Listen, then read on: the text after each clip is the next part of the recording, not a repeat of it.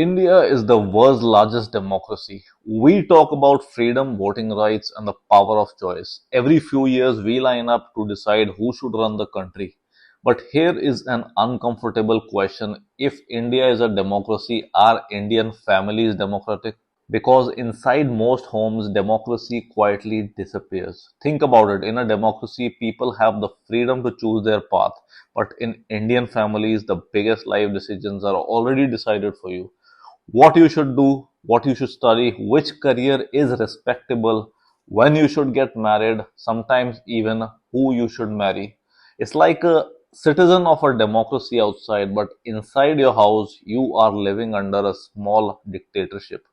Parents often say, "We know what's best for you," and to be fair, they usually say it out of love. But love does not always mean control. When every decision is taken for you, it stops being guidance and starts being authority. Career choices are a perfect example. Someone wants to pursue music, art, or entrepreneurship, but the family says no. You must become an engineer or a doctor, not because the person wants it, but because the society approves of it.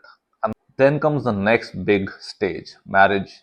In theory, it is one of the most personal decisions a person can make, but in reality, many people face a deadline set by relatives, neighbors, family expectations, and suddenly it's less about what you want and more about what everyone else will say. And the irony is fascinating. As a society, we celebrate democracy in politics. We criticize leaders when they act like dictators. But inside our homes, many of us accept the same behavior without question.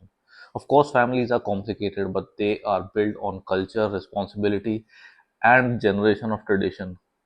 And parents genuinely worry about their child's future. But maybe the real question is not whether families should have authority. Maybe the real question is, can Indian families learn to have a little more democracy?